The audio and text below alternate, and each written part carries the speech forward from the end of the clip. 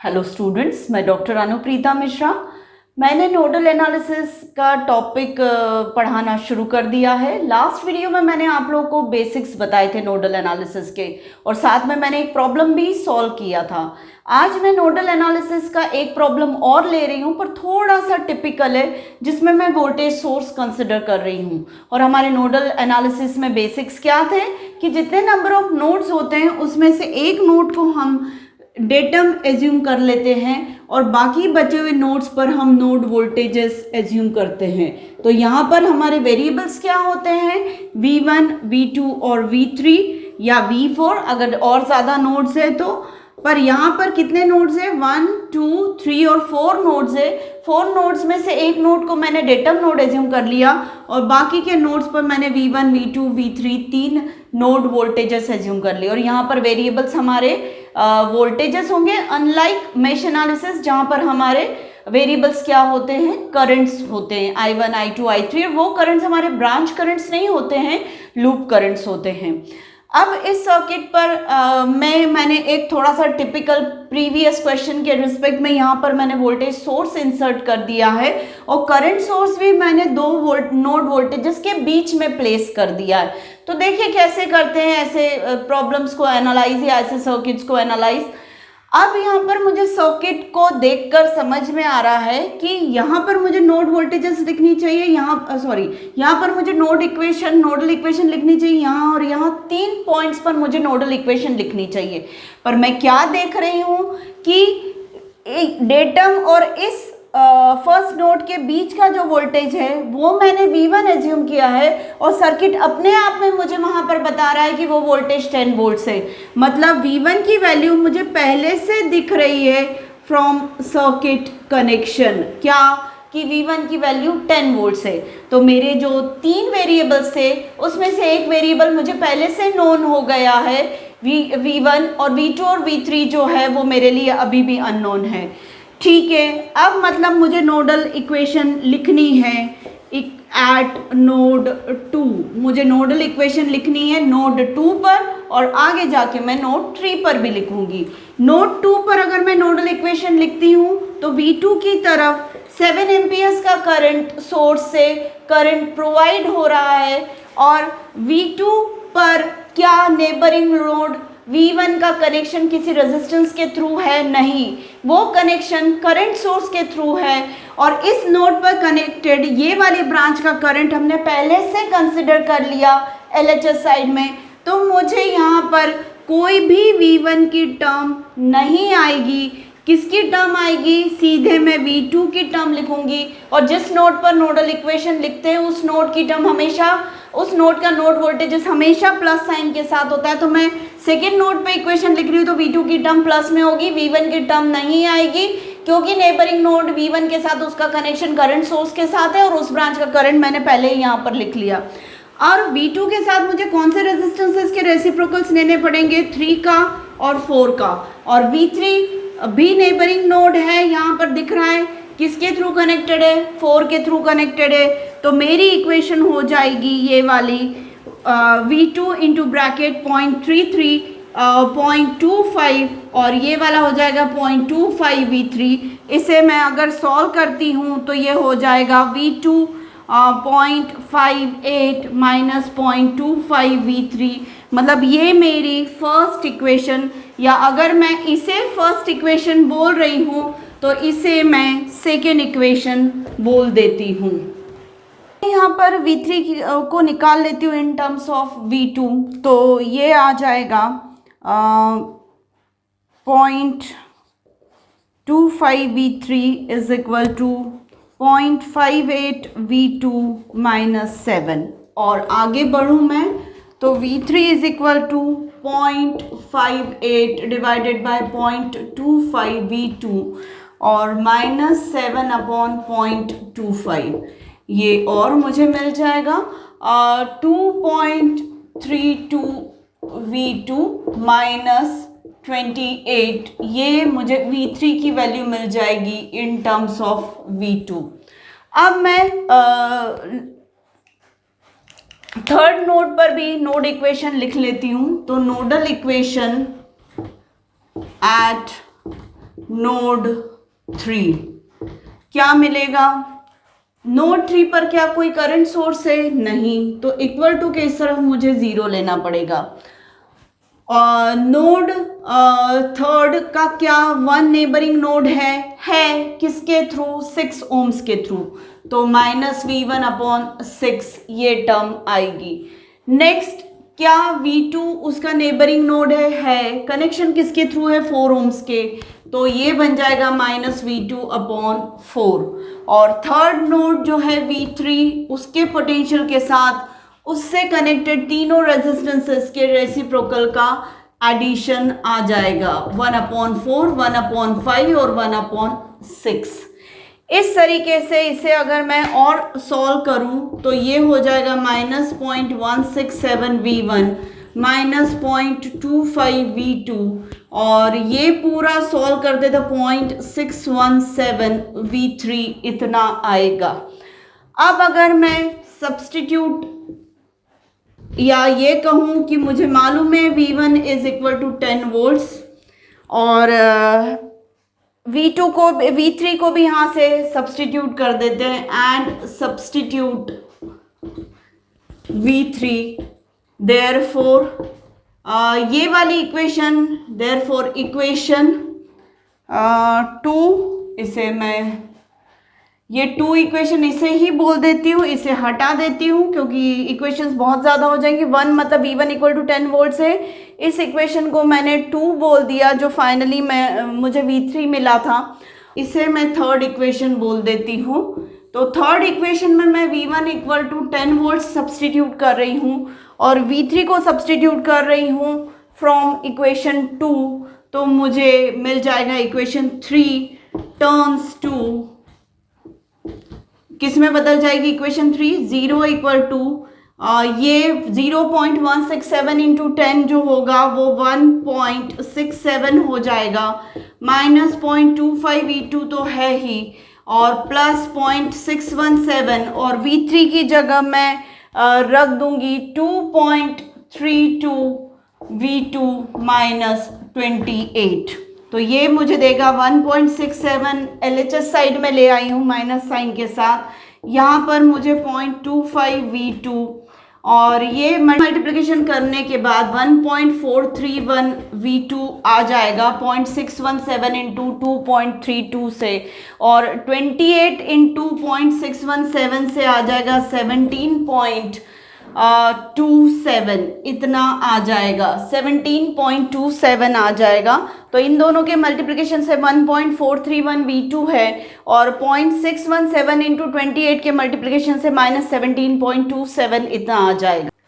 1.67 और -17.27 से आ जाएगा 18.93 इतना आ जाएगा इक्वल टू इन दोनों से 1.181 V2 ये आ जाएगा।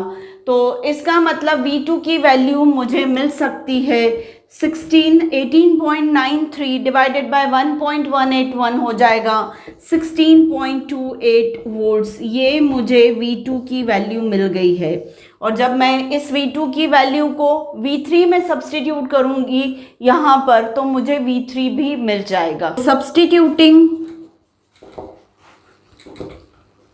V2 इन इक्वेशन 2 तो क्या हो जाएगा? V3 = 2.32 और V2 की वैल्यू 16.28 है -28, तो इसे सॉल्व करने के बाद ये आएगा 9.76 वोल्ट्स। इसका मतलब मुझे V3 भी मिल गया है, V2 तो मेरे पास ऑलरेडी था ही और V1 की वैल्यू 10 वोल्ट्स है। तो इस सर्किट में मैं जो भी चाहूँ किसी ब्रांच का वोल्टेज, किसी ब्रांच से बहने वाला करंट, किसी से डिलीवर होने वाली पावर कुछ भी पता कर सकती हूँ। तो अब अगर मुझसे पूछा जाए कि 7 एम्पियर्स करंट सोर्स से डिलीवर होने वाली power delivered by 7 amperes, power delivered by 7 amperes मुझे निकालना है। तो अब मैं क्या करूं? इसमें से बहने वाला करंट 7 एम्पियर्स इनटू इसके अक्रॉस का वोल्टेज। अब इसमें हमेशा सोर्स के पॉजिटिव पोलैरिटी से करंट निकलता है, हमेशा सोर्स के पॉजिटिव पोलैरिटी से करंट निकलता है। मतलब V2 पॉजिटिव पोलैरिटी पर है और V1 उससे छोटा है, तो इसके अक्रॉस का वोल्टेज 7 एम्पियर्स के अक्रॉस का वोल्टेज मैं V2 minus V1 मानूंगी, V1 minus V2 नहीं मानूंगी। अब V2 की वैल्यू कितनी आई थी 16.28 और V1 की वैल्यू हमें मालूम है 10 है, तो ये हो जाएगा 7 इंटू 6.28, मतलब ये लगभग जो वैल्यू मुझे मिलेगी 7, जो वैल्यू मुझे मिलेगी पावर की वो 7 इंटू 6.28 मतलब 43.96 इतना वॉट्स पावर ये करंट सोर्स डिलीवर कर रहा है। मैं फिर से बता दूं कि इस वाले 7 एम्पियर से डिलीवर होने वाली पावर अगर मुझे फाइंड करनी है तो इसमें से बहने वाला करंट और इसके अक्रॉस का वोल्टेज लेना पड़ेगा, मतलब 7 इंटू इसके अक्रॉस का वोल्टेज। अब इसके अक्रॉस के वोल्टेज को मैं कैसे लूं, क्या मैं V1 माइनस V2 लूं कि V2 माइनस V1 लूं? तो यहाँ हमें डिसीजन लेना पड़ेगा कि करंट सोर्स या वोल्टेज सोर्स की हमेशा पॉजिटिव पोलैरिटी से करंट निकलता है, मतलब ये टर्मिनल प्लस है ये माइनस है, इसका मतलब V2 बड़ा है V1 छोटा है, तो वोल्टेज डिफरेंस मुझे V2 माइनस V1 से ही मिलेगा। तो मैं 7 इंटू V2 माइनस V1 करके ही पूरा power delivered by the current source निकाल पाऊंगी, और वो कितना आया 43.96। अब अगर मुझसे कहा गया है 4 ओम से बहने वाला करंट पता करिए, मुझे 4 ओम से बहने वाला करंट पता करना है, तो 4 ओम्स के दोनों तरफ का जो वोल्टेज है वो यहाँ का V3 है और यहाँ का V2 है, और करंट की डायरेक्शन मैं ऐसे एज्यूम करूं अगर इस ब्रांच का करंट, तो मुझे V2 को बड़ा मानना पड़ेगा और V3 को छोटा। तो मेरा जो इसमें से बहने वाला करंट होगा वो V2 माइनस V3 अपॉन 4 हो जाएगा, और इस करंट को मैं I4 ओम बोल रही हूँ। फिर से मैं रिपीट कर दूं, 4 ओम से बहने वाला मुझे करंट पता करना है, तो मैंने उसे रीड्रॉ कर लिया और करंट की डायरेक्शन मैंने ये वाली एज्यूम कर ली। ठीक है, अगर मैं करंट की डायरेक्शन ये वाली एज्यूम कर रही हूँ तो करंट हमेशा higher potential to lower potential बहेगा। हायर पोटेंशियल मतलब V2 हो गया, लोअर पोटेंशियल मतलब V3 हो गया, तो सब्ट्रैक्शन मुझे V2 माइनस V3 ही करना पड़ेगा और डिवाइडेड बाय 4 ओम्स करना पड़ेगा। तो ये कितना आ रहा है, V2 की वैल्यू 16.28 है और V3 की वैल्यू 9.76 है, डिवाइडेड बाय 4 करेंगे तो हमें करंट पता चल जाएगा। ठीक है, अब अगर मैं करंट की डायरेक्शन ऐसी ना एज्यूम करके मैं करंट की डायरेक्शन ऐसी एज्यूम करती हूँ ये वाली 4 ओम से, तो अब मेरे करंट की डायरेक्शन क्या हो जाएगी, एग्जैक्टली इसके अपोजिट। तो मेरा जो इक्वेशन आएगी उस करंट को मैं I4 ओम डैश बोल देती हूँ और वो बनेगी V3 माइनस V2 अपॉन 4, ये मेरी इक्वेशन बनेगी, मतलब 9.76 माइनस 16.28 डिवाइडेड बाय 4, ऐसी इक्वेशन बनेगी। ठीक, ऐसे वैल्यू फाइंड आउट करूंगी। कहने का मतलब ये सब मैं इसलिए डिस्कस कर रही हूँ बेटा क्योंकि करंट की डायरेक्शन मैटर करती है और पोलैरिटी मैटर करती है सोर्सेस के लिए और ब्रांच में बहने वाले करंट के लिए। जो कंज्यूमर्स होते हैं ये सब कंज्यूमर से इसमें से बहने वाला करंट हमेशा higher potential to lower potential बहता है, और जो प्रोवाइडर्स होते हैं एनर्जी प्रोवाइडर्स उनके हमेशा पॉजिटिव पोलैरिटी से करंट डिलीवर होता है। तो ये प्रोवाइडर है एनर्जी प्रोवाइडर 7 एम्पियर्स, इसके लिए इसके जिस तरफ से करंट बाहर निकल रहा है उस तरफ के वोल्टेज को मैंने बड़ा बोला, मतलब V2 को बड़ा बोला और V1 को छोटा बोला। और ये कंज्यूमर है 4 ओम्स, एनर्जी कंज्यूम कर रहा है, तो इसमें करंट की डायरेक्शन अगर लेफ्ट टू राइट में एज्यूम कर रही हूँ तो लेफ्ट वाले पोटेंशियल को मुझे बड़ा बोलना पड़ेगा और राइट वाले पोटेंशियल को मुझे छोटा बोलना पड़ेगा, मतलब मुझे V2 माइनस V3 अपॉन 4 करना पड़ेगा। और अगर मैंने करंट की direction right to left assume की तो मुझे राइट वाले वोल्टेज को बड़ा बताना पड़ेगा और लेफ्ट वाले वोल्टेज को छोटा बताना पड़ेगा, मतलब V3 minus V2 upon 4, irrespective of this कि क्या V2 बड़ा है कि V3 बड़ा है, इररिस्पेक्टिव, इससे कोई मतलब नहीं कि V2 बड़ा है कि V3 बड़ा है, वो बात अलग है। मैं करंट की डायरेक्शन कैसे एज्यूम कर रही हूँ उसके हिसाब से मैं V2 माइनस V3 लिख रही हूँ या फिर V3 माइनस V2 लिख रही हूँ। आंसर चाहे प्लस में आए माइनस आए वो अलग बात है, पर हमें सम सॉल्व करते वक्त यहाँ पर करंट की डायरेक्शन पता करते वक्त पहले से V2 की वैल्यू मालूम है, V3 की मालूम है, तो फिर देख लो कि कौन बड़ा है। तो दिख रहा है V2 बड़ा है और V2 बड़ा है तो नेचुरली यही करेक्ट होगा। ये अजम्पशन वैसे भी मेरा आंसर में माइनस साइन आना ही है, तो मेरे अजम्पशन को ये रॉन्ग प्रूव कर देगा। तो यहाँ पर मैंने current power delivered by 7 amperes बताया, तो उसमें वोल्टेज मैंने प्लस साइन राइट साइड में लिया, क्योंकि जहाँ से करंट डिलीवर हो रहा है उसको पॉजिटिव पोलैरिटी बोली तो वहाँ के वोल्टेज को ज़्यादा लिया, और जो कंज्यूमर है उस पर करंट जहाँ से एंटर कर रहा है उस तरफ प्लस पोलैरिटी होती है, तो उस पोटेंशियल को मैंने ज़्यादा बोला। और ऐसा ही होता है, मेरे बोलने से कुछ नहीं है, ये ऐसा ही होता है।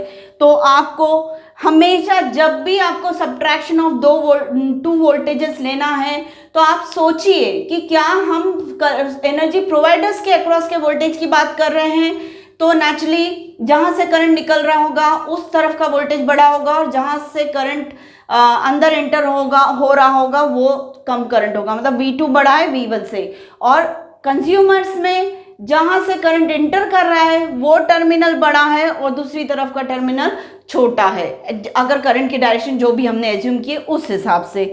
तो उम्मीद है आपको मेरा नोडल एनालिसिस का ये क्वेश्चन सॉल्व किया हुआ समझ में आया होगा।